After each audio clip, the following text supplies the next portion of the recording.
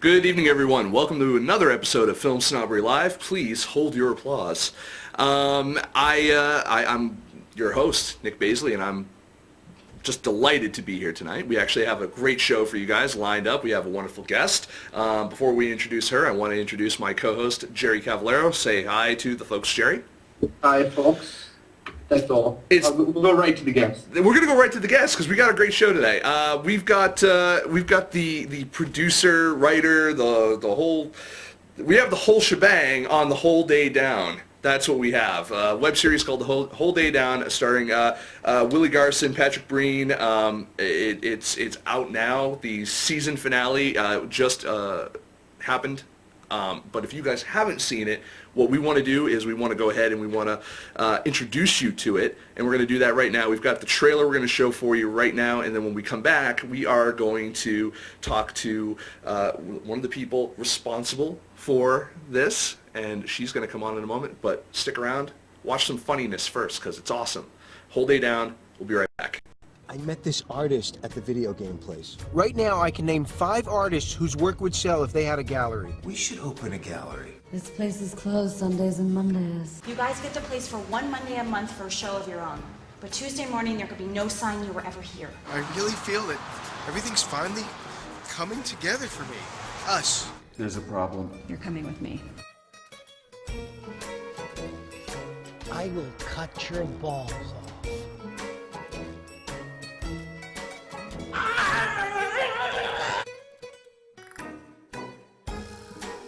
Something's not right. You have to get out of here. You don't know what you're dealing with. I don't get it. God, I love the way that's shot, and I guess without further ado, I'm going to welcome our guest, who I just realized I've never said or heard her last name or how it's pronounced. So I know what it is, I just don't know how to pronounce it. Tai, how do you pronounce your last name? Fauci. It is Fauci. I thought so, but I didn't want to be wrong. And ladies and gentlemen, Tai Fauci, how you doing? I'm doing very well, thank you. I didn't kill anybody driving back here for this interview. We'll have to make sure to have words with our good friend, mutual friend Bill Ostroff of the First Glance Film Festivals. But the First Glance Film Festival is awesome. Yay, everyone should go to it in April. They should. First Glance Hollywood is going to be there, so it's going to be good over at the Raleigh Studios, right? Yep. See, there we go. And for more information on that, you can go to firstglancefilms.com. So, but we're not here to discuss that right now. We're here to discuss you, Miss Fauci, and we're here to talk about Whole Day Down.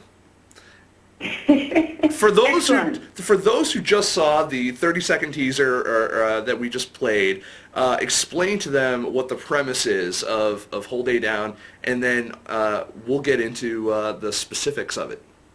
Okay, Hold It Down is a comedy web series.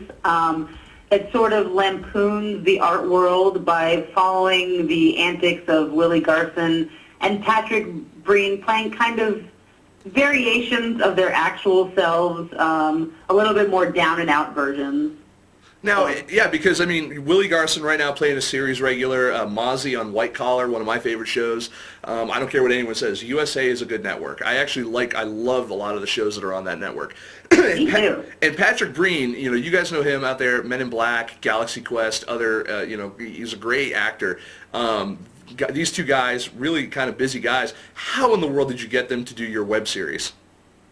Well, luckily, I have known them pretty much since the day I was born. We go really, really way back, maybe even in utero, if that's possible. They probably felt me kick. And, they both had time when they shot. Willie is only in New York filming White Collar half the year, and the rest of the time he's here in L.A. And they were just so good. Well, Patrick, clearly, Patrick's the co-creator and brain of this whole thing, so he of course was anxious to do it since it's our show. But yeah, Willie was into it, so why not? Why not, right? Now, and I want to talk a little bit about the concept. Where did you guys get the concept for the show? Not only the concept for the show, but how did you get kind of Patrick and Willie kind of comfortable playing I would say almost lampooning themselves a little bit as far as actors, down and out actors, because I mean they are kind of just the opposite. So, where did you kind of where did this all kind of come from? Originally they weren't playing themselves, and it kind of evolved into them playing themselves. So, they really have no problem. Like, they both have, like, huge, enormous senses of humor about themselves and life and art and everything. So they're not guys who are not willing to take the piss at their own existence.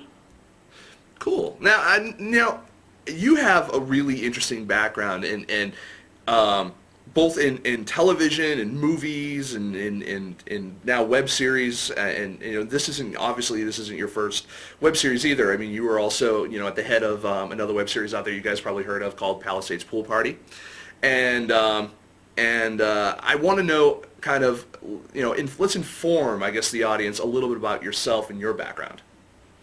Well, my background is mostly in development for television and film. I've done a lot of consulting with writers. That's pretty much what I still do now most of the time, on screenplays and TV pilots and stuff. Not really for the web. I don't think if anyone is trying to consult for the web, they are stealing your money. So don't give it to them. It's a scam, I'm convinced. It definitely is. Like, no one can teach you how to write for the web. The web is a space where you can be free and create what you want, and yes, they're stealing your money. And it's, you and I were kind of talking a little bit before the show as you were racing down here, evading cops in your white Ford Bronco, which I know is like a 20-year-old reference at this point, but still, why not, right? OJ. Yeah, OJ is timeless. Are you kidding? Absolutely. As far as going and working on the web, we were talking a little bit about how you have, obviously you guys have like Patrick and Willie obviously working on your stuff, but then you also have people like, Emma Caulfield, you have people like Jane Espenson, either writing or acting, directing, starring in their own web series and stuff like that. And do you really see it as kind of like a gamble? I mean, like we were saying, like it could have like one hit or it could have a million hits, and yet these are people that have, we take someone like Jane or even someone like yourself who is you're a known quantity in the industry, even if it's being the girl behind the girl behind the girl, as they say. That sounds like a porno. I don't know if I'm comfortable with that. It was like the human centipede. The human centipede. I know. Totally. I didn't want to say that because the whole concept of that grosses me out so very, very much. But there are these people that have these kind of pretty distinct followings, and yet you don't see these web series always blowing up. They're not going viral. They're not hitting millions or hits. And some of them are even lucky to get a couple of 1,000 hits sometimes. What do you see as being the main reason for that? I mean. You guys, I don't know. I mean, what do you think? Well, I feel like all the people who are making stuff for the web are doing it as passion projects and not necessarily for hits and money. I think with web series, like videos go viral, web series don't really go viral. I don't know that that's a thing that happens, and it really helps. Like once you find your audience for your show. Mm-hmm. Then that audience grows and grows and grows. Like we're just kind of starting to find our audience within the artistic community, mm-hmm. and that's how our audience and the show numbers are going to grow. Whereas like Emma Caulfield, like once it finds all its Buffy audience, like for Bandwagon, I mean, they might not necessarily respond to that show, but stuff that has like machinima or bigger backing clearly is going to find, and Jerry Ryan and things like that have a following already, they've become a web series concept, they're going to get more views. But, yeah, I mean, the web is about passion and freedom, and I don't think it's quite about the numbers. If you're looking for a sponsor, then it's about the numbers. Right. Now, and that's actually another interesting kind of thing to talk about a little bit, is the industry, the cottage industry that's kind of starting to grow up around web series. And, obviously they just had the IAW TV Awards. They've had the Streamies in the past and stuff like that. And, you've been on short lists for awards and stuff like that and nominations and stuff for things. And it's, after watching the streamies or seeing the streamies, the results from that, the first year, the second year, obviously everyone's trying to forget about, and then even this year, the IAW TV Awards, I feel like I'm watching the same show over and over again because it's like The Guild. Okay, well, we all know that's going to win. Compulsions, that's going to win. You know, I mean, like, there's a lot of, it seems like there's a lot of the same people kind of going on. What is, from your perspective, as someone who's producing and promoting your own web series, what is the industry look like to you? I mean, is it a tough nut to crack? Do you even care about those kind of things? You know, being accepted is a part as one, you know, from your peers. Or is it really just trying to find the audience for your show?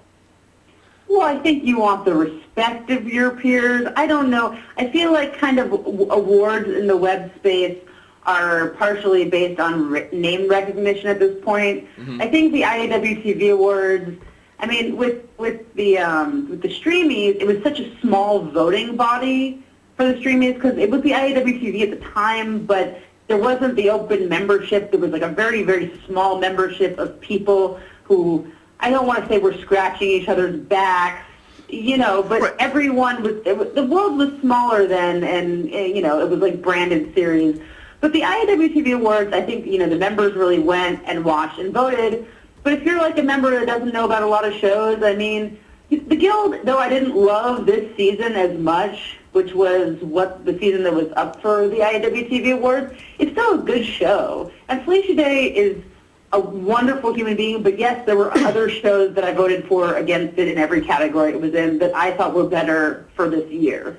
But, you know, luckily for us, Bernie Sue only put out that first season of Compulsion, so it wasn't up for anything. Right. Good call. See, you throw me under the bus. No, it's all good. But it's... hold on a second. I'm just going to just check something here. Oh, we got a question from the... we do have a question here from the audience. Lord Bronco asks, is the problem that you have only so many episodes to build a following? And I would think that television has kind of a similar situation, but a much higher... I guess there's more risk in web series, correct me if I'm wrong, versus television, because usually a studio is, you know, they're the ones who are footing the bill. Yeah, well, in television, they're going to cancel you after 2 episodes if you don't find your audience. Right. In web series, you know, people really, really like instant gratification on the web. So if you have more episodes out, if you have a consistent schedule for putting them out, you're more likely to build an audience that way. Really, you know, the more coverage you get, and like me being on this show is what's going to build the audience. And, not at all. No one watches this show. I hate to tell you, this is a sham show. I just did this just so I could talk to you. You could have just called me. You have my number. This is my way of asking you to prom. You know, the prom that I'm already 15 years too late to. Oh, well, you know, I'm going to have to come out there. You're wearing the dress, right? That's how this works? If that's what it takes. If that's what it takes. Oh, my God, so good. But, yes, I mean, you really have to engage your audience in the first 30 seconds of your first episode. You know, and it takes a lot of different things. But some people will sit through more than one. Like, I watched, 6 episodes of Pan Am, and I'm still kind of slapping myself for doing it. But you kind of get curious, and then you get interested, and then you keep watching and watching and watching. But it's really the most important thing is about discovery. If someone can't discover your show and know it's out there, then you're not going to get views. That's what you need to do to start reeling your audience in. And that leads very well, so well, into my next question, which is, what are you doing, obviously besides coming on my show, that nobody watches, to drive awareness of your program to people and you know, go. Well, pretty much weekly we go on shows that nobody watches, so that's thing number one. You know, FilmSnobbery, probably you had someone ask a question, so I think that's a step up for us so far. Nice. Actually, in this week's LA Weekly, in the print edition, there's an article about us. Yeah, so there that's is. Pretty exciting. And you know, do you find that like traditional media, let's call it, because you know this is still web, and believe me, even when I'm on panels with traditional journalists, they look at me like, who let him in? But, you know, do you find that as a web series creator that traditional media does help to drive awareness of your show? Because I hesitate to say drives views, because just because someone knows about your show doesn't necessarily mean they're watching it. You know, they might like you, they might support it, they might retweet it, but, you know, or Facebook about it, you know, share it, whatever, but they just might not have time to watch it. I'm one of those people. With a lot of shows, not just yours. No, I took the time today to actually watch a couple of the episodes. I'm going to finish the series. It's not the series, the season. Actually, tonight before I go to bed, because you actually kind of hooked me. Hey, listen to that audience of however many people are there. It hooked him. You should also watch it. Someone put in a link. Put in the link to the website. Can you guys do that? Jerry will definitely get a link to the website. Jerry. You know, I will tell Jerry. Jerry, the website is wholedaydown.tv. Fantastic. So there you go, and we'll make sure we give out all your other links as we go along. Do you find though that you know you're getting any sort? Are you able to even track the attention that you are getting from things like in the LA Weekly or something like that?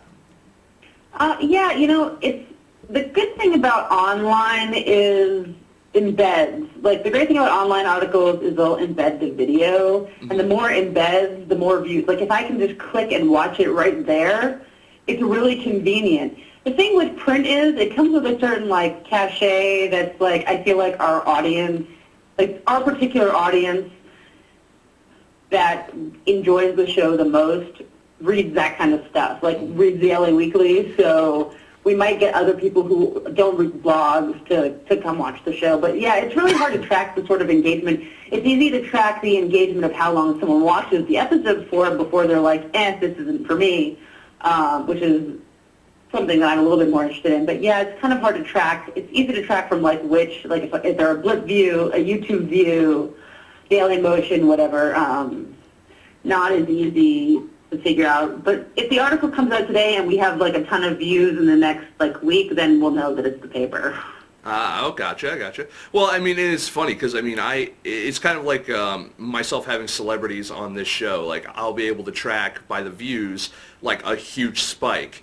And then that spike immediately goes away because they're only there to see their, you know, whatever favorite celebrity.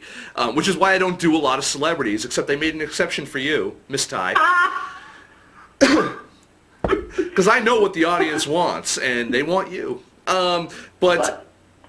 It does kind of. I guess the web series thing is really a big learning experience, I think, for a lot of people in trying to find those audiences. And but aside from just the audience side of everything, you know, what was the biggest lesson you learned from, say, making Palisades Pool Party to Whole Day Down? Spend less money doing it. Spend less money. Well, because the production value, what you look like you have on Whole Day Down, looks very, very high. You know, so is it? Do you lend that to just experience, or do you lend that to having a good crew that's helping with that? You know, I mean, it's shot. We already even had people in the chat room say, "Wow, this looks like it's shot really well." Well, thank you. We shot 2 camera. We shot like with a fig rig, but pretty much handheld. The whole series, and you know it's high def, so of course it's going to look good. But with Whole Day Down, you know, we did all the prime lenses and like 35, like the rock mount, whatever. Oh, the red rock adapter. Yeah, the red rock, whatever. So we did a lot more. We had a bigger crew, but you know, we have cost-saving measures. We didn't spend any money on locations for this show, which was amazing. So, you know, but yes, spend less money is the lesson. Always try to spend as little money as possible. I mean, we still pay crew, you know, not their full union rates, but for the web, I mean, I think we do a good job treating everyone right and run a professional production for as little money as possible. Don't spend a lot of money in the web. You probably won't get it back. See, what we're getting here is free consulting from someone who's been doing stuff like this for a while now, which is funny because she only looks like she's 19. I'm 30. Thank you. That's very nice of you. Well, I was raised by a woman, so yes, I know to always go low. You wouldn't really know. I buy low, I sell high. That's what we go. You know what I mean? You just admit to being a drug dealer. I sell high. That sounds like that's code, right? Well, that's the other reason why I can't wait to go to LA. I'm totally getting my medical marijuana card because I have headaches. I think maybe I don't know. No, I'm kidding. We had in the first episode, actually, segue of Whole Day Down, there is medical marijuana smoking. So if you're into that kind of thing, you should watch it. I saw that. And another person that is, speaking of which, in this series is your sister? Yes, my sister plays Franny. She doesn't play herself, but of the same name. Her name's Francesca. She plays Franny on the show. So yes, she's in it, and she's adorable, and she's great. She has more and more to do throughout the season. So, is it ever difficult working with family? Because you've been working with family for most of your professional life. I know. I try not to when at all possible. I mean, I usually don't. My dad's in this show too. He plays Mr. G, who is like the father-in-law, the inappropriate, touching father-in-law. That's my dad. That's your dad. I can see where you get it from. We actually do have another question here, from the same person though, Lord Bronco. He says, how many episodes in a season and what lengths do you recommend for a season? It's hard for the web because you have a limited amount of time with the people you're working with. We did 6 for the first season and we're doing 7 for the second season. How very British of you. People usually do around like 6 to 9, I would say, in that area. Sometimes I've seen people do like 4 or 5. And length, I would say I'm really not a fan of over 10 minutes, 5 to 10 minutes. Okay, yeah, I thought that was a really good, that part of the question was really good because I feel that, I see people like Jane Espenson with her show, Husbands, the series, that show, runs very quick, like 3 minutes in some cases. And then you have like your show, which is under 10, and then you have, other shows that are around 5 or something like that. Have you experimented at all between, now or between, like say, Palisades Pool Party or even before that up till now and seeing kind of where people's attention spans are for the material?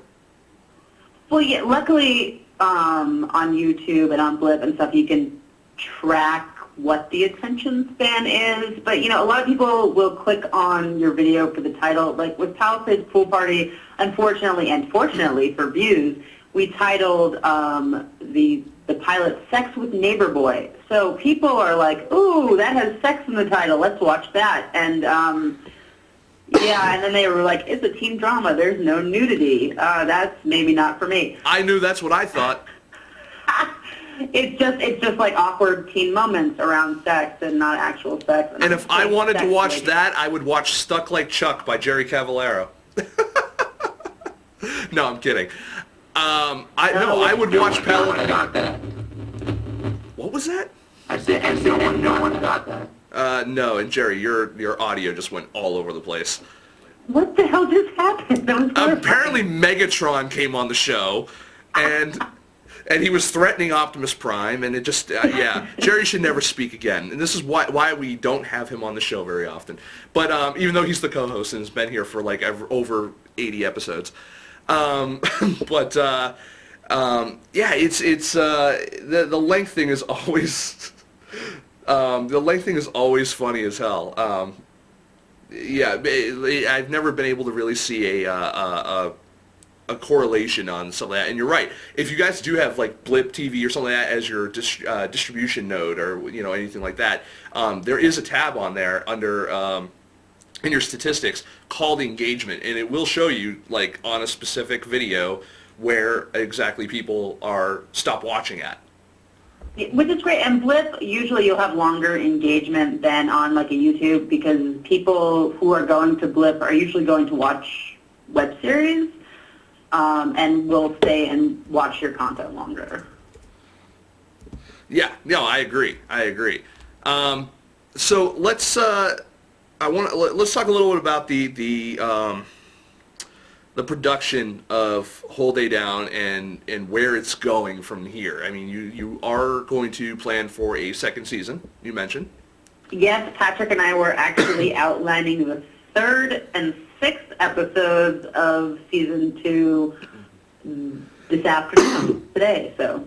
Do you typically try to do like a standalone episode that kind of has, in an overall narrative, or you have kind of, does everything kind of, do you plan it very episodic? You know what I mean? Like you look at an episode of, like, say, It's Always Sunny in Philadelphia. Let's taking that for an example, where very rarely do they have one episode that has anything to do with anything else in the season. But, maybe they'll pick out, like, one line, like 3 lines, 3 episodes down the line, where they'll be like, oh, yeah, remember when that happened, or something like that, and they'll reference it. Do you guys kind of play it more that way, or are you kind of more story-oriented overall? I think with season 1, it's more standalone than season 2 will be, because the end of season 1 leads us into a lot of conflict for season 2. But there is a theme, like, with the character stories that carries from episode to episode, but each episode also has its own arc, so if that answers your question. A little bit, but how about this? I got another one. You're never going to be done with me. So the next question is, as far as the characters, I mean, you have Willie and Patrick, obviously the main characters. How scripted is it? I mean, is it very, kind of down to the letter, or is it, do you guys improv a lot? I mean, how do you guys typically shoot? It's totally improvised. And when you watch episode 5, you'll understand why I have to say that. I will have to see that. It's script. What script? I don't even know what that means.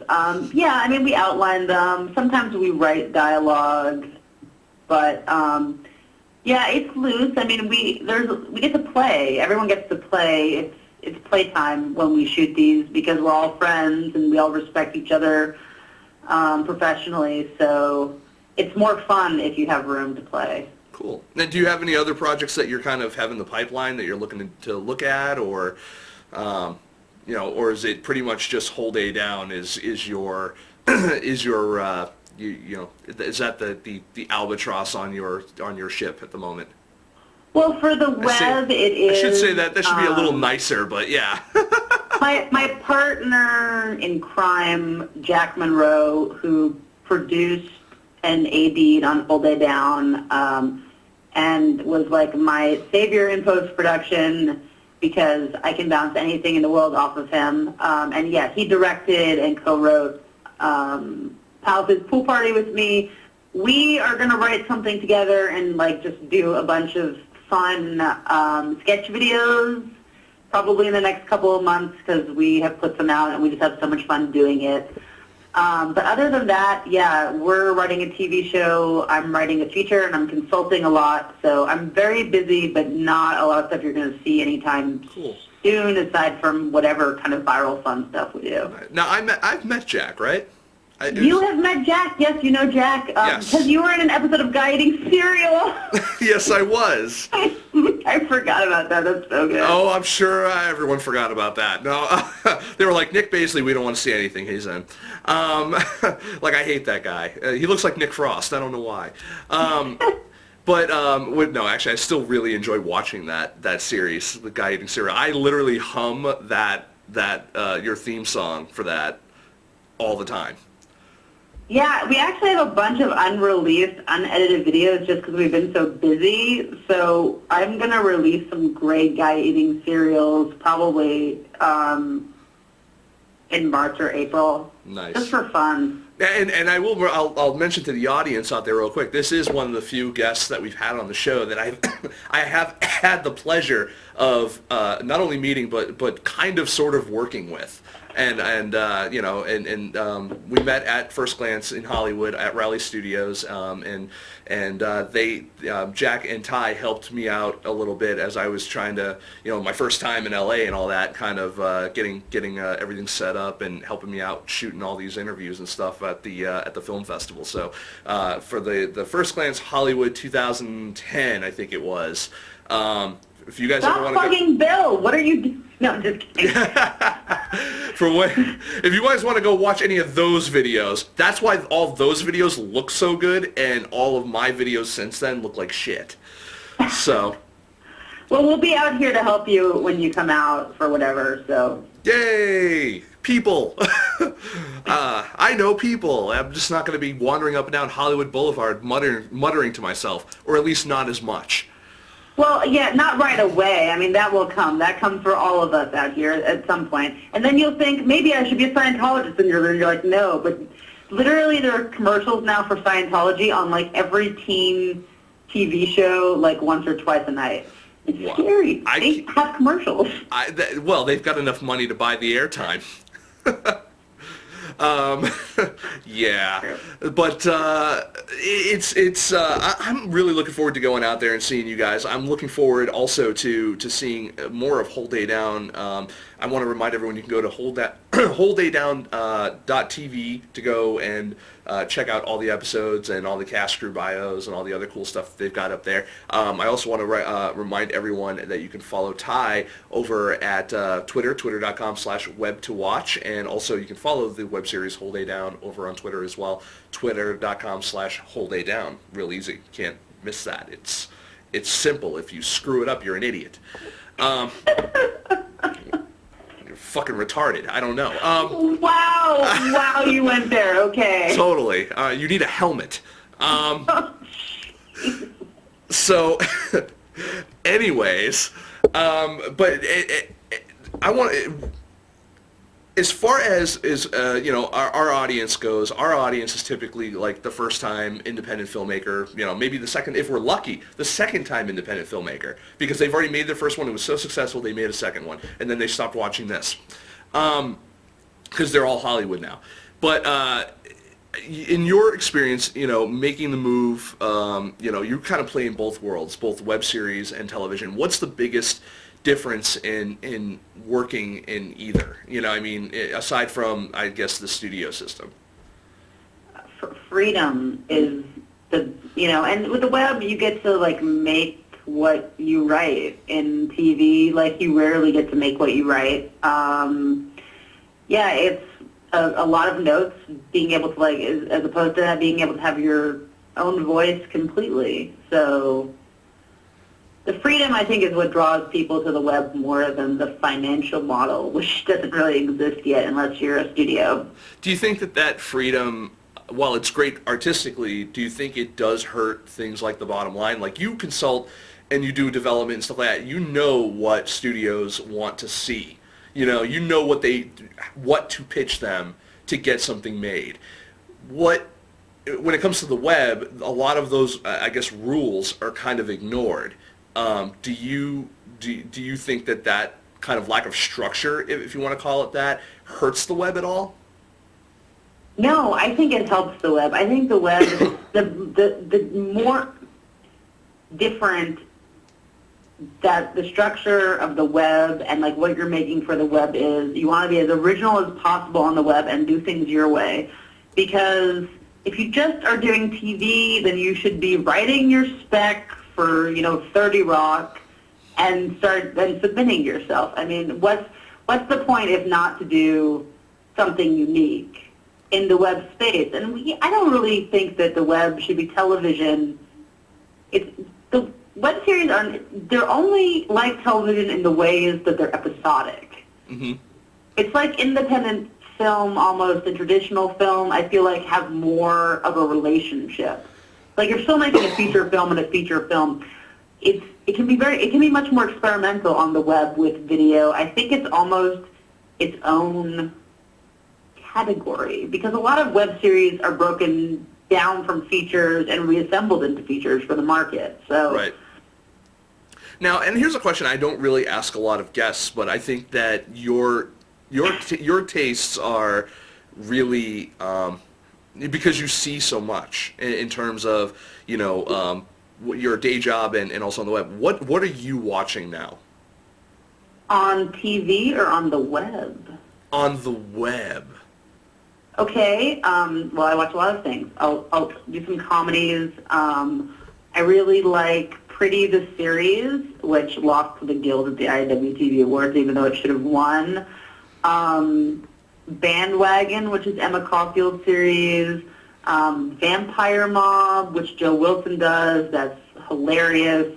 Vampire, and The Mob. I think, I don't like a lot of vampire-y shows. It's very oversaturated, but it's really a funny show. We've had Joe on the show, and he is phenomenal. We had him on, I think I must have talked to him for like an hour and a half, and then I think we even talked after the show, and I love talking to that guy. And the show, it's another example of the guy has a cast in that show that, like Whole Day Down, it's just like you've seen his entire cast in other things.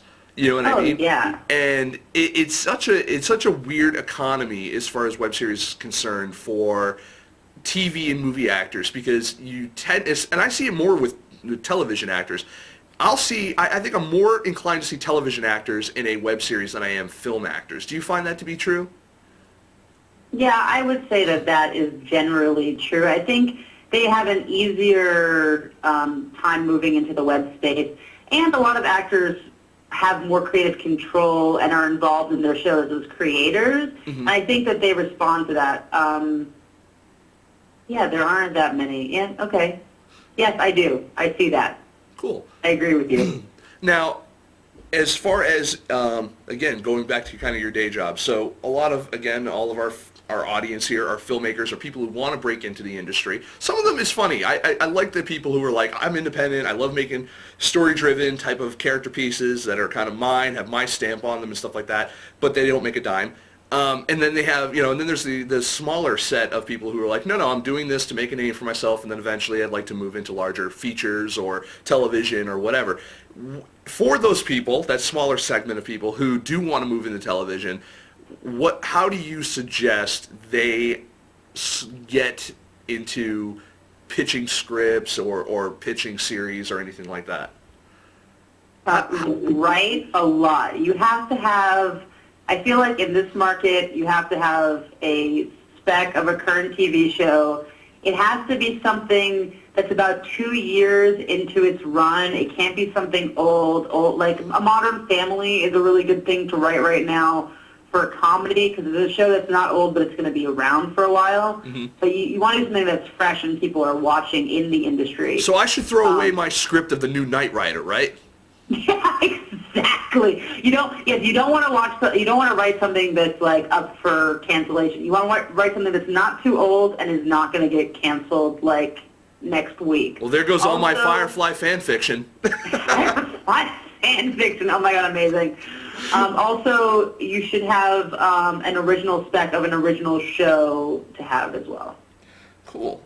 And now, are you working under any like the SAG New Media contracts or anything like that? Are you do you have a lot of experience with that? Do you find that actors are more inclined to work with you if you do have that kind of stuff behind you? And that kind of, again, is another question that is somewhat from the audience too, because Lord Bronco also asked, he's full of questions today.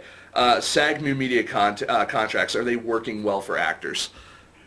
Yeah, SAG New Media contracts are super easy. We use them for all the web series we do. We use them for Pool Party and for Whole Day Down.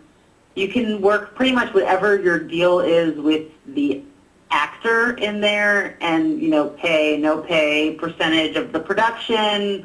That's always good, because they're never going to get their money back unless you pick up a big sponsor. And right. They're really doing it for fun. Yeah, but SAG New Media, they're super nice, they're super easy, the contracts go really fast, and they're so simple, they're like one page. So, yay, SAG New Media. Have you tried to pick up sponsors for any of your web series? We're starting to look now for season 2, but we're going to do, I think we've decided on a Kickstarter campaign.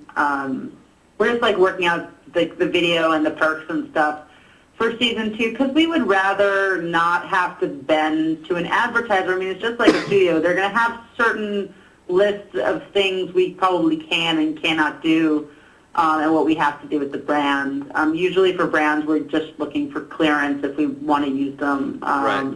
But yeah, I mean, but that would be, is that talking more about like product placement within the series, or you know, even more of like a, you know, whole day down brought to you by Geritol? You know what I mean?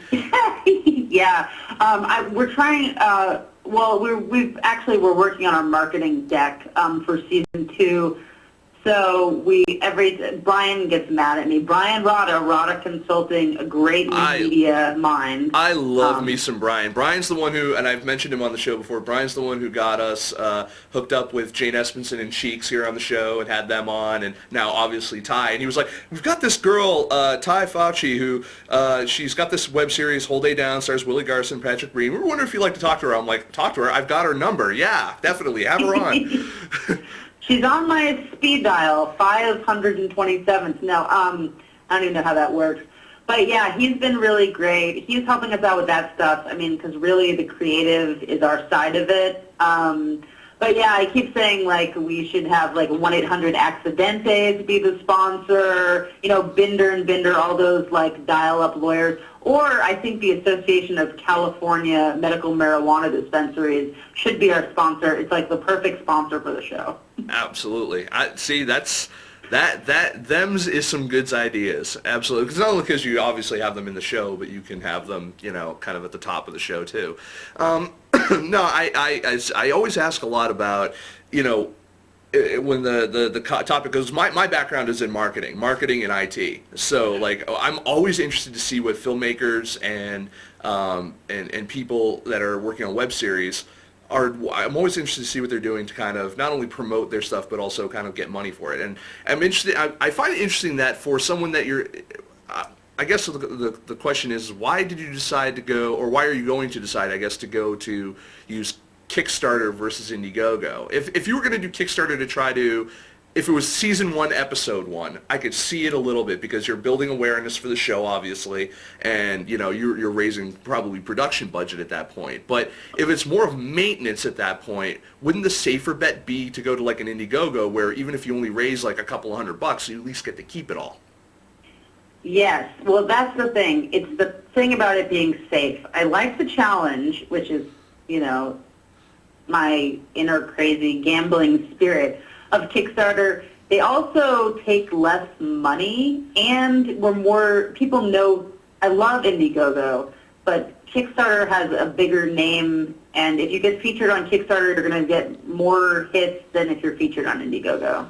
I definitely agree with that, and that's as saying that as someone who A, has an Indiegogo campaign I'm starting in the next couple of weeks, and also as someone who we partnered with them many times. So I do have kind of a sense of loyalty to Indiegogo, but at this point, like especially with like my impending move, like I am seriously considering which platform I want to use because I want the money. You know what I mean?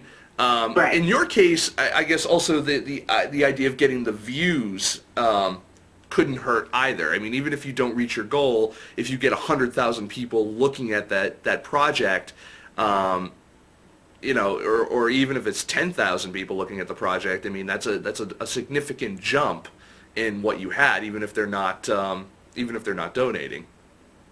Absolutely. Yeah, I don't know. It's stuff like that like when I see people who are, and I agree with you in terms of the consulting for the web and stuff like that. I mean, when I see people who are you know, consulting for the web or consulting for or writing stuff about crowdfunding or doing something like that, like I'm just like, slow down. No one's there yet. Like, yeah, you raised, you know, 10 grand or whatever it was. Wonderful.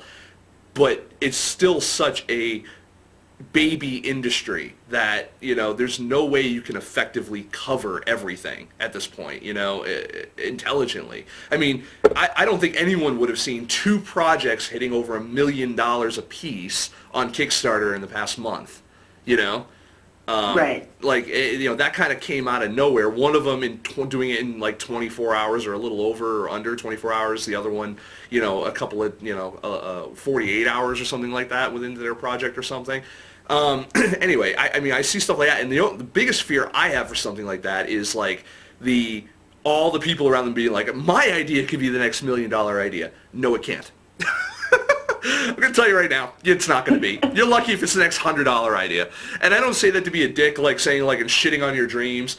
I'm just saying that like the odds are stacked against you to have that kind of reach and awareness of your project to get that to happen. I mean, it's and I say that, I'm saying that to the audience, not to Tai. Tai is intelligent enough to know that. Yes. I feel as someone who, I've been doing this for a little bit now, but she's been doing this for much longer than I have, and I feel I have a lot to learn from Tai. That's one of the other reasons why I can't wait to go to LA, because I'm just going to sit there with a fucking notepad, and I'm just going to take notes on Tai. Now you're calling me old. See, like, how you come around. I'm older than you, though. And I look it. I look every day of my age. And then add 20 years. Yeah, well, you're just showing photos of me. Like, these are all retouched, I mean, clearly. Clearly, yes. Clearly retouched, yes. There's not enough chroma key in the world or blur in the world to make me look good. Well, the one with the balloon is not even showing my face. That's why I put it up, because I knew you'd be looking at it. There. Now it's Tai. Look at her go. Do you have any... I mean, you said pretty much don't spend a lot of money. Do you have any other advice for people that are starting to get into the web space and have these... Because I see the same people that are getting into the web space seem to be the same kind of people who, when it's like first-time filmmakers are starting to get out there, and they kind of have these expectations that are still like rooted back in the 90s of like, I'm going to go to make a movie, I'm going to go to Sundance, and I'm going to get $1 million deal.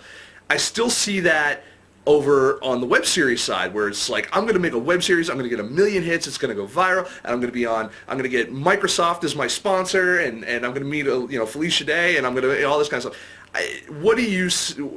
How do you talk those people down from the proverbial ledge? If you're not making what you're making for the web because you're passionate about it, don't do it. That's it. Don't do it. Create what you want to create and put it out there. Don't go running to the web, like looking for a big payday. Like, the chance of it happening is like 1 in a Felicia Day. Make your show. And she made her show. She made the show she wanted to make. From her basement. She started the Guild. So you should make what you want to make for the web. It's just like indie film. Make what you're passionate about, and have good sound, because if you can have a shitty picture, but if you have bad sound, people are going to stop watching quickly. Oh yeah, I remember one of the I was at a film festival and a few years ago, and I saw it was a pilot for something. I'm trying to be very vague, but Jerry knows what I'm talking about. I saw this pilot for something, and the sound for it was absolutely dog shit. And it could have been a relatively funny pilot for this thing that it was. I'm trying to be vague on purpose, because I know the people that were all involved, and I know that at least one of them may watch this. So it was an East Coast show, not West Coast, or a festival rather. So I saw this thing, and it was kind of funny, pretty decently shot. Not great, but decent. Definitely shot for the web, and with hopes that maybe it would get picked up as like an actual television show. And I know I'm getting even more specific now, but anyway, the sound was god-awful, and it ruined the whole thing for me. And now it's funny, because even now when I see newer work from that person, I give way more attention to the sound than I even do the video now, on purpose, because of how bad the sound was in the previous work. It's almost like I'm listening for shit now, like I'm really just like, I know this is going to be shitty somewhere. Where is it? Yeah. It's weird. But yeah, I definitely agree. Sound is the other 50% of what you see. I know that sounds weird, but that's what I've always felt when it comes to movies, web, all that kind of stuff. Now, you also mentioned that, like, you actually, not only did you have a decent camera, but you use, like, prime lenses and stuff like that. Do you feel that making an investment in, whether it's rentals or owning decent lenses for some of these, you know, 'cause, I mean, like, this show is shot very static, I mean, for now anyway, we'll see what happens later. But it's shot very static. It's shot on the equivalent of a fucking Handycam. You know, with one wide angle lens. It's not very good. I mean, do you feel that, you know, making the investment one way or another is worth it in terms of the look, you know, improving the look of your film, or I guess web series? Well, with Holy Down, we didn't use lenses. We just used the camera. I mean, yes, we did like manual focus. But yeah, I mean, we're at a place in time when technology evolves like gangbusters. I mean, every year a new camera is coming out. Luckily for us, the HBX is really standing the test of time. We bought it like right after we did Pool Party. We really liked using the camera, so we got one. We rented the second one from a friend for Whole Day Down. You can really find good rental rates on these cameras in LA. But yeah, if you're shooting a lot, I would say make the investment if you're not shooting a lot. But I don't think you need lenses for this kind of show that you have. I think a good camera will do it. I mean, I think you look fine. I'm looking at you. I know I'm like behind, but I see you. I'm looking at you right now. I don't understand, why isn't there something on this green bottom part? What goes there? Is it just green all the time? It's just, now you're waved. Oh, look at that. I waved at you. I waved back, but you can't see me. I can't see that, no, because my show sucks. If this were any type of real show, you'd be here next to me and we could wave to each other like idiots. And yeah, it can happen. It'll happen when you move to LA. I'll have to come on like for 10 seconds because I hate myself on video, but I will just come on to wave to you. You hate yourself on video. I don't understand why. You're a very charming young lady.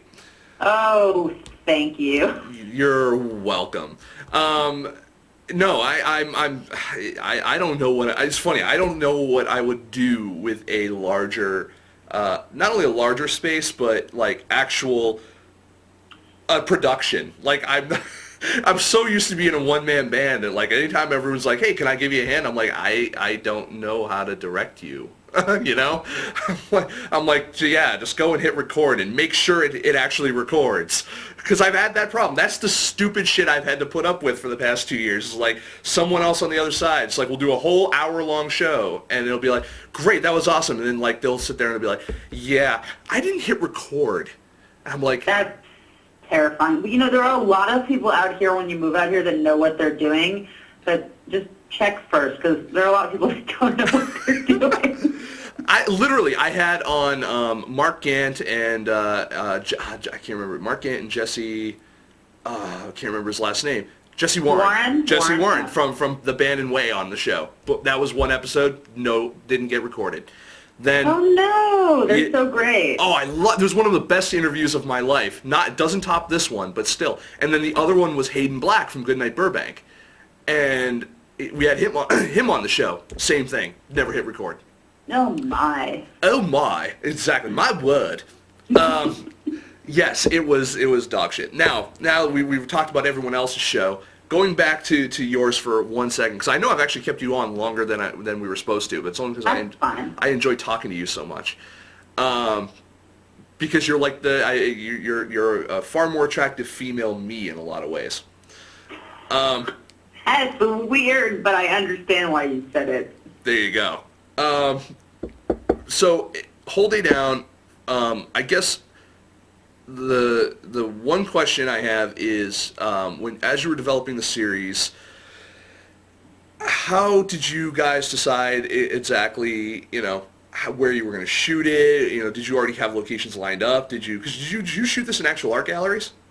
Yes, we shot in 2 art galleries. We shot at Roberts and Tilton in Bergamont Station, Roberts and Tilton in the Culver City Arts District, which is not too far from where I live.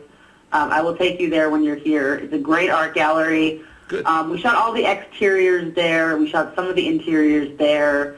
But then they had a show up, so we couldn't shoot while they had a show up. And our friend Wayne Blank, who runs the gallery, Shoshana Wayne, at Bergamot Station, has other spaces at Bergamot Station. One was free, which is kind of a loft gallery, and we shot the rest of the interiors there.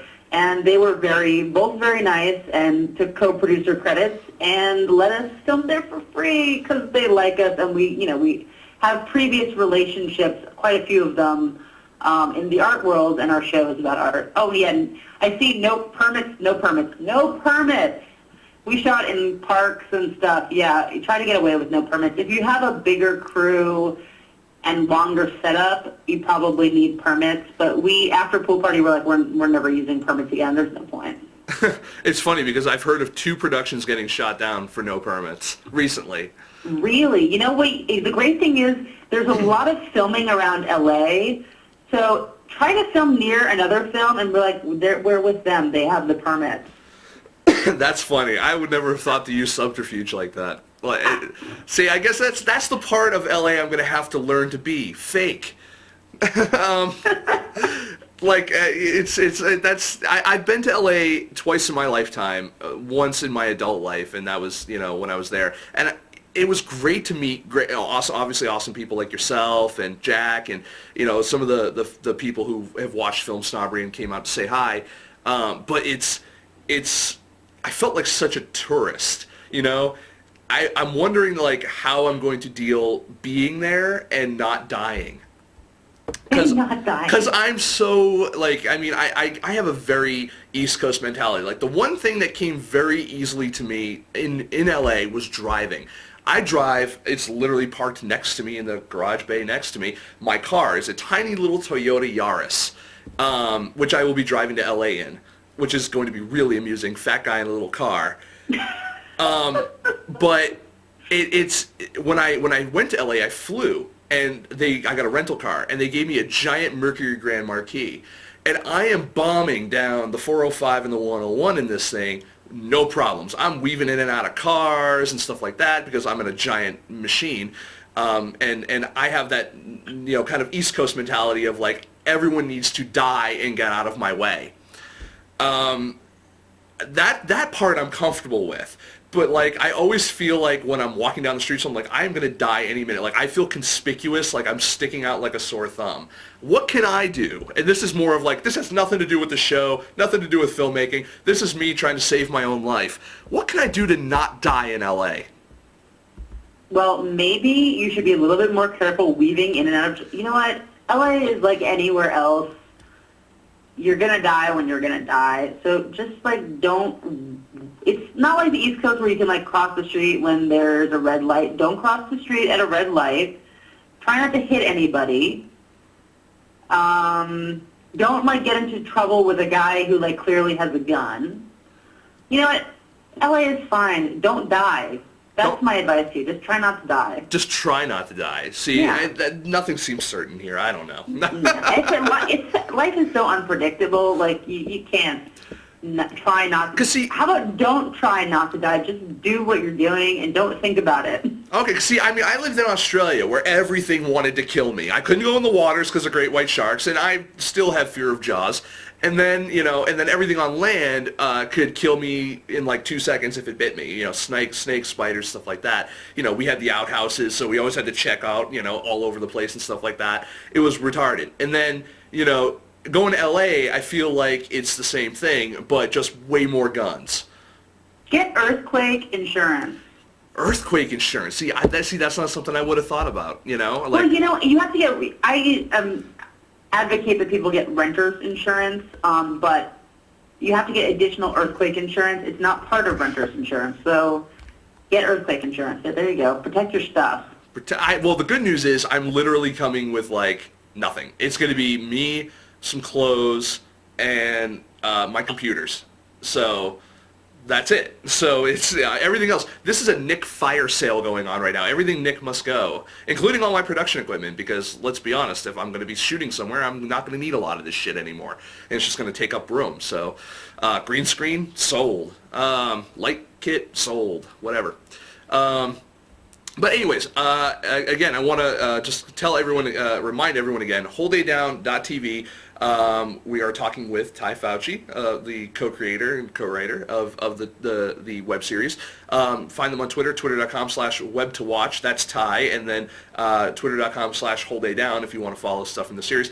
How much attention do you feel you're getting from social media in getting the word out on Whole Day Down? Do you find it to be an effective use of your time? Oh yeah, social media I think is the most the most important way to engage with your audience and your fans, which is actually kind of fun because we have a few like super fans and they talk to me all the time and I always respond back to them. Yeah, and I think it's good to get the word out. I think it's a really good way for series to promote each other and connect. And, you know, yeah, I mean, a lot of people are on Twitter, a lot of people are on Facebook. People respond if I put a new photo up on Facebook, and I will, and vice versa. We try to connect with other people and help promote their stuff through social media, too. Because community, I think, is really important to web series. Mm-hmm. That's why organizations like the IAWTV, aka the International Academy of Web Television, are great. Because the membership really is starting to support each other more and more. What do they do? What do they do? I have been trying to figure out, and this is no disrespect to them or anything, but like, you know, I look at them kind of like the Academy. You know, the I don't know what they do. You know what I mean? It's like, you know, I mean, at least the Academy at the end of the year, they have the Oscars, fine. These guys have the IAWTV Awards, fine. But, you know, aside from that, like, all year long, what do they do? Because they don't legislate anything. They're not a governing body of anything. You know, they're not, they're not even like a union like SAG or, you know, anything like that. What do they do? Yeah, I'm going to get in a lot of trouble for probably anything I'm about to say, and I'm not an official spokesperson for the IWTV. I'm just a member. You know, it's right now, I mean, it's a very young organization, and right now, I mean, the biggest part of the last year was really putting together the awards, and it's an all-volunteer organization, which, I mean, it's more like a film independent than a SAG or Writers Guild right now, because it's like all people in independent web can be members, just like film independent. It's not just like one group of specific people like the Academy. Do you have to pay to be a member? Art and Science. Do you have to pay to be a member? You do. It's not a big fee. I mean, it's dues. Every kind of organization like this has dues. Right. Film independent, as you know, has dues. Mm-hmm. And any guild has dues. So it's a low, dues are low. It's really good connections. I mean, I found a lot of actors and made friends, and you find great crew through other people who are in the IWTV. I've gotten some of the best references from there, and the organization is kind of growing into what it is. Mm-hmm. So what we do is evolving, I guess. Okay. No, and I know that the question itself came off snarky, but obviously, I mean, this is somewhat of an entertainment show, but I only ask because, like, I honestly, even I'll even go as far as, like, saying, like, other organizations like Film Independent, which is a little bit more established, I have a hard time. I hate clubs. I hate clubs. There's something in my DNA, probably from high school, that hates clubs, except for the D&D club, which I'll totally be in. But, you know, it's just, there's something about just like, you know, you pay something, we'll let you in, and then it's just like, and then, you know, you get to say you're a member, and like, it's like, okay, fine, but I mean, all right, fine, if you're getting referrals or you're getting, you know, or there's some value that is there, you know, intrinsically or otherwise, fine, that's groovy. I have such a hard time, and look, I know people who are, I guess one of the other reasons why I have a hard time too is I know people who are in that organization, and specifically one of them I'm not a huge fan of, but Yeah, well, we're all not fans of people. I'm sure there are a few that I'm not fans of either. Yes, but I shouldn't say that. Oh my God, I'm being such a bad member. But yeah, I mean, there are issues that people have with each other within the organization. I think something that we're focusing on right now is mentorship. We're starting to work on videos to educate people more about web series in the web space. And within the organization, there's a lot of different events, mostly in LA and New York. And now with Mark Gardner, there's more stuff in Austin about the web space. And members really help educate each other. There's a lot of teaching going on, and it's fantastic. Okay, fair enough. I'll let that answer be that's where the uncomfortableness will leave off with. How's that? Sounds good. I know we're kind of out of time for the show anyway. We've had you on for like the whole show, and I want to thank you again for patiently answering all of my questions. You're welcome. And the audience as well. You've been fabulous, and I again so looking forward to saying hello again and reconnecting with you down and over in LA and in the near future, because it's been far too long. Again, one more time, I'm going to remind the audience one more time. WholeDayDown.tv, Twitter.com/web2watch, and Twitter.com/WholeDayDown. Check all of that stuff out. Follow. Tweet it, get it on Facebook as well. Whole Day Down does have a Facebook page, I believe. We do. You do? Guess what? It's Facebook.com/WholeDayDown. No way. Way! No way. I'm like totally serious? Oh. Awesome. Oh, man.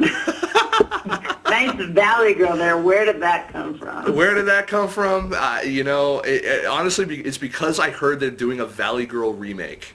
Oh, I'm horrified. That's worse than the Short Circuit remake. Oh, God. Right? Oh, see, this is why I look forward to seeing Tai, because we can both get gagged with a spoon talking about all these shitty remakes they're going to be doing over the next few years, and we can watch other cool web series like Bandwagon and Husbands and all those other cool series, because we've already watched Whole Day Down, but you guys need to go watch that. Yeah, and you need to get off the air and go watch the rest of them. You're so right. No, I'm sorry. That was rude. Thank you so much for having me. This was great talking to you. I'm so excited. Thank you so much. And again, I want to do another quick shout out to Brian Rada for helping set everything up. He's been awesome. Tai, BrianRadaConsulting.com. Everyone got that? Okay, moving on. Okay. All right, fine. All right, Tai. So I want to thank you very much. What I'm going to do is you can hang up whenever you want. I want to thank you for being on. And what we're going to do is we're going to something that they don't do very often in web series, but we're going to do it. We're going to cut to a commercial when we come back. Jerry and I, as long as he's not back in his Megatron form, Jerry and I are going to have a little chat, and then we're going to end the show because it's already been a long one. So we'll be right back after this.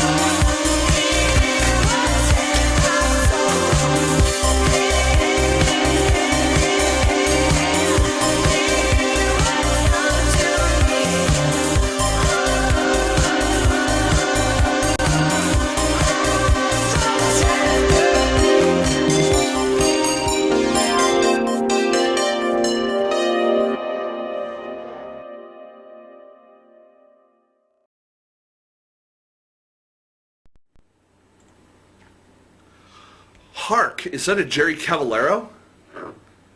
Wow, man, you still sound very Megatron, but continue talking. Soundwave, is that you? Actually, Megatron. You totally... You really do. You're like, Megatron. I could be. You totally sound like so Megatron right now. I kind of want to get into like my Starscream voice. There's something wrong with your system then. It's not my system. It's you. You were totally talking to my How can I have like another person on the line for an hour with no problems? You were on earlier as well with no problems, and now you're all fucked up. I feel like I'm talking to Stephen Hawking if his like wheelchair had a computer virus. What I'm going to do is I'm going to hang up from Jerry right now. I'm going to give him a quick call back. Hold on. All right. So hopefully Jerry will be back, and that is awesome. Like literally, probably one of my favorite moments of doing this show in the past 2 years, because you guys probably couldn't tell what the fuck he was saying, but I could actually kind of make it out a little bit. All right, let's give this a try. Megatron? Hello? Yeah, hello? Hey, you sound normal now. Okay. How about that? If I was in Stephen Hawking's mode, it might have been that like the space bar button was stuck on the keyboard. That was like I was just saying it on the show here. I said that was probably one of my favorite moments of the past 2 years.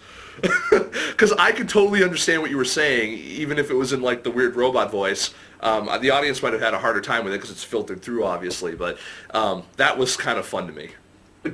Like I really felt like I had like a cool co-host for a second. Welcome back to Film Snobbery Live, where we're all about the indie films. Our guest tonight, Megatron. Well, it could have been worse. Our guest tonight, Jerry and I were talking a little bit before the show. It's like about random people we get asked to interview all the time, because Jerry still gets a lot of requests out in New York, and obviously I get a lot of requests just in general. One of them was a request for the guy who's like one of the executive producers and the film financiers for Ghost Rider Spirit of Vengeance. It's coming out tomorrow. And I was just like, I would love to interview him, but I don't know why he would ever want to come on the show, because we only talk kind of about independent film and occasionally web series and stuff like that, but very rarely do we get more into mainstream fare like that. But also it's like, what an odd request in general to throw my way, you know what I mean? It was just weird.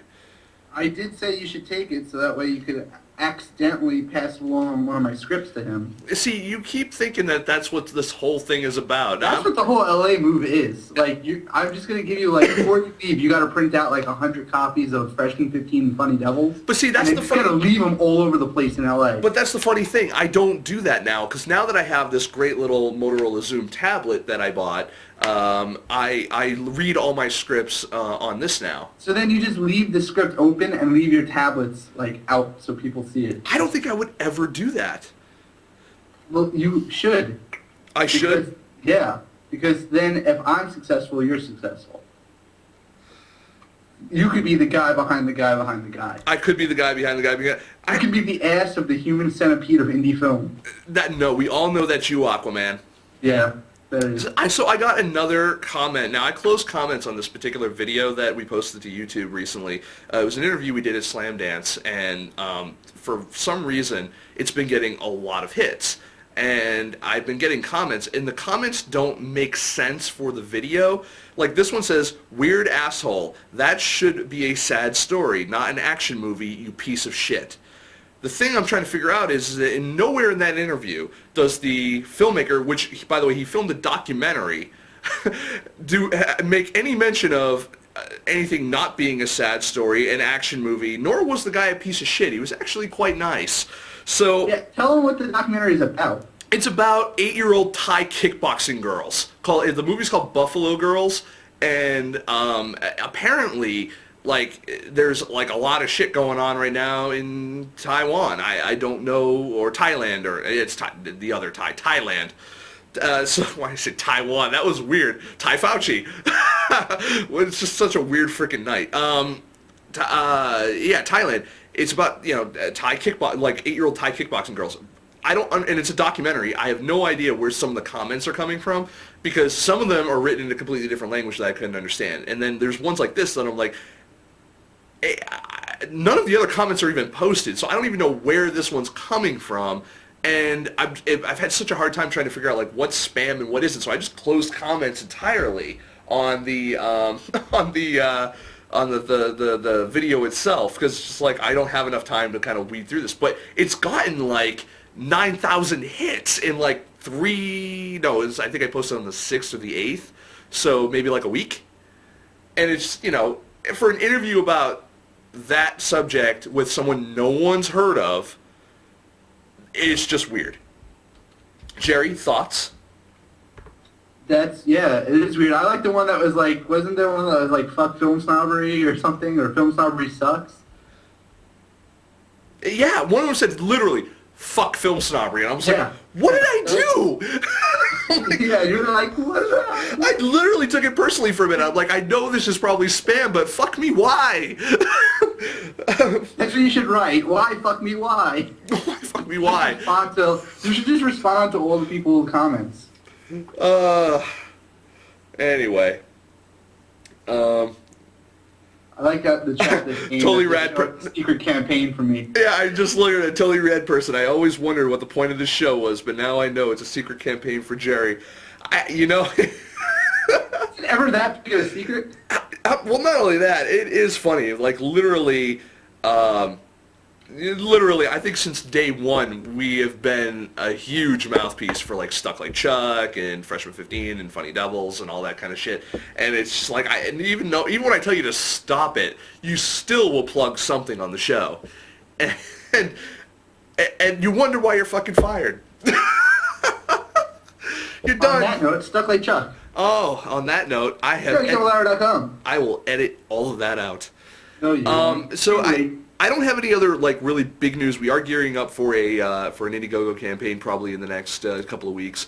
I am going to go Indiegogo over Kickstarter only because honestly we do need the money. And whether or not we hit the target goal or not, every little bit is going to count towards what we're going for. So which is the move to LA. I mean, at the end of the day, it's gas money, it's tolls, it's food, it's maybe a little bit going towards rent. At the very least, it's just keeping me out of homeless shelters. By rent, does that mean gas for your car? Yeah, that's pretty much it. I will be living on one Yaris Way for the next couple of months. And Lord Bronco, those 8-year-old kids can fuck your shit up. Probably legitimate MMA fighters. That's true. They do it for money. It's like cockfighting. It's really fucked up. But whatever. And that explains the controversy. Yeah, possibly, right? And then afterwards, they play music because they're musical prodigies as well. Yeah, totally. The piano, violin. Yeah. That's exactly what I was thinking. I was thinking like they kick your ass and then play you the world's tiniest violin. They say I should convert to Mormonism in Salt Lake City. I do actually have to go through Utah on my trip. I was kind of mapping it out today. I've got 3,127 miles at the current route. I'm going to be stopping through Chicago, Kansas. I'll be stopping through oddly enough, New York. Not New York, but oddly enough, Manhattan. It's Manhattan, Kansas. Manhattan, Kansas, Colorado Springs, Colorado, Las Vegas, and right to LA.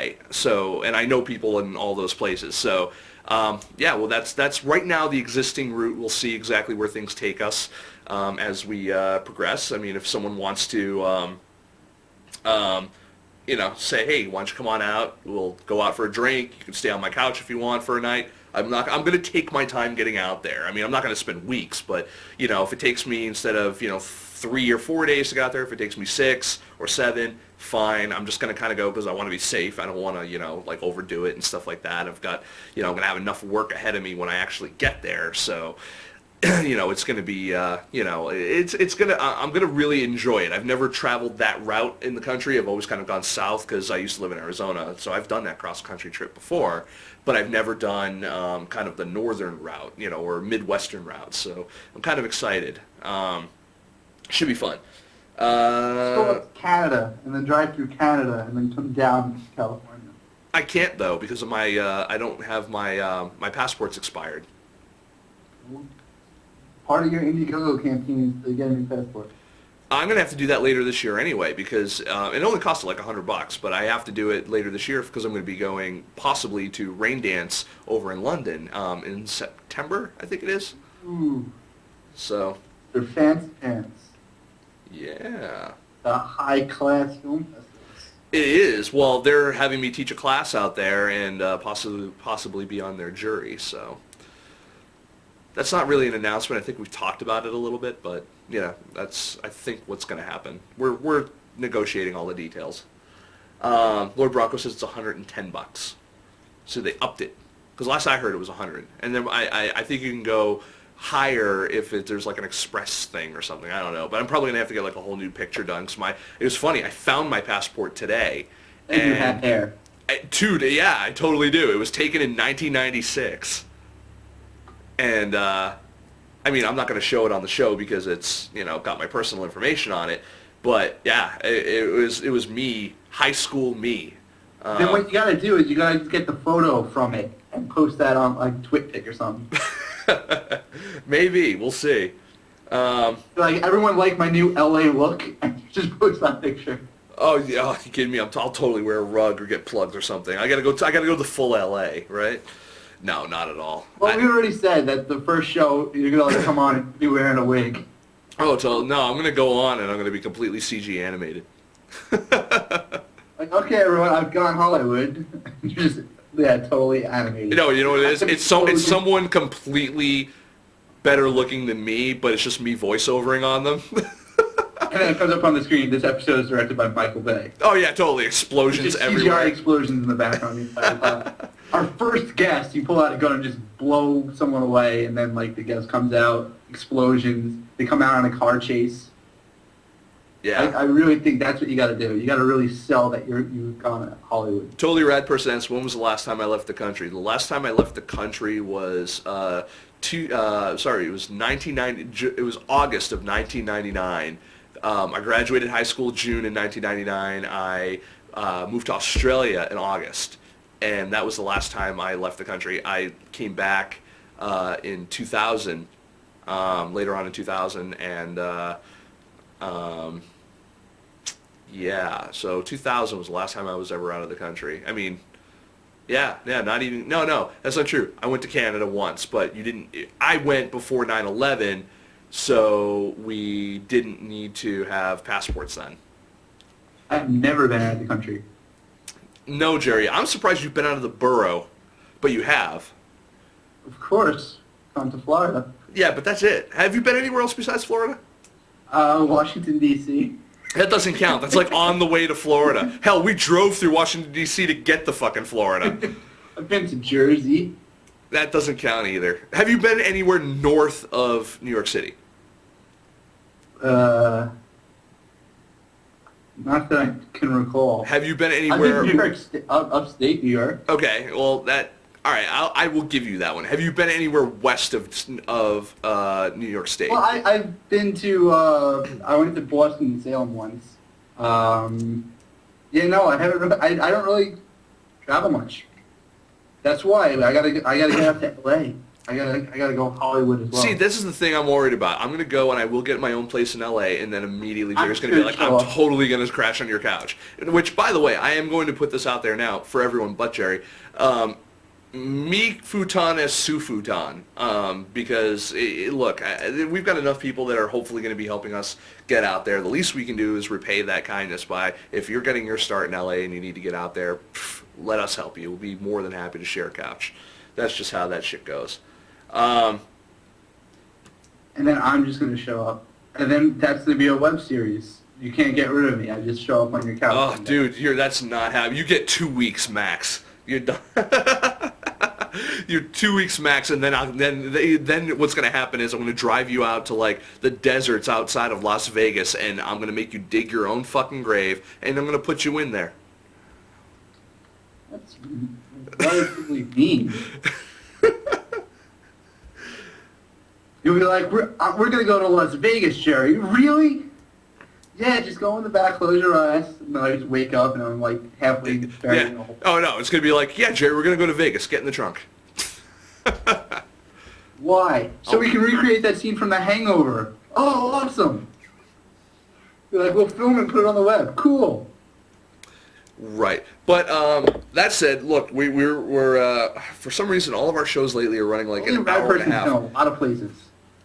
I've been a lot of places. I've just totally. Look at Totally Rad Persons though. I know, I saw it. Yeah, Morocco, Somalia, Kenya, South Africa, Canada, Ireland, Spain, Peru, Costa Rica, and Dominican. Now, I haven't been... Some of those sound made up. Kenya's not a real place. South Africa, really? Bolivia, too, if you count illegal river crossings. Well, we don't count those. So, no, you've not been to Bolivia. You criminal. No, I'm kidding. No, I love to travel. I love traveling internationally. I love experiencing different cultures and stuff like that. I don't get to do it enough because, unfortunately, I'm busy doing this shit. But yeah, look, we are going to miss you guys when you're off the air. But you know what? We're only going to be off the air, hopefully, not very long. So it's going to take me, what, a week or two to get out there and set up and stuff like that, get my bearings and all that. And then, you know, we're going to go right back into production, you know. So, you know, we might take our time to try to then find we got people. Easter weekend, and then we got... Then what? I'm saying, and then there's going to be Easter, so we'll have to be off that day, and then we're going to have... We're just going to have, like, off for, like, a couple of weeks. No. Damn it. I'm just trying to get some off time. Yeah, well, you know, much like, you know, your library job, you're going to have to fight for this one. Not really. Not at all. I'm just gonna show up. It's gonna be the high fidelity thing where I just keep showing up. You're like, well, I'm not paying them, so fuck it. Yeah, well, I'm not even getting paid, so...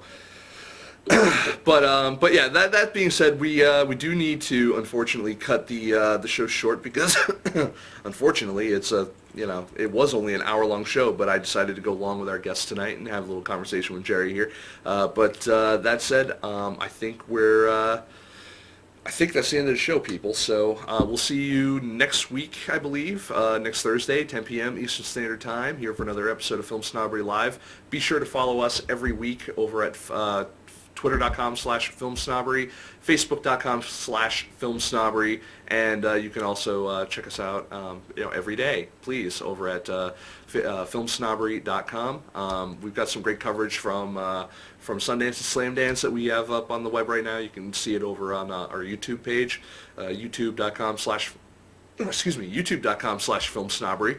And all that stuff will actually be posted on the interview page on FilmSnobbery.com as well eventually, just when I get around to it, because we have been doing some redesign stuff, and every time I make an update or a change one place, something else has been breaking, so it's been killing me, and I haven't had time.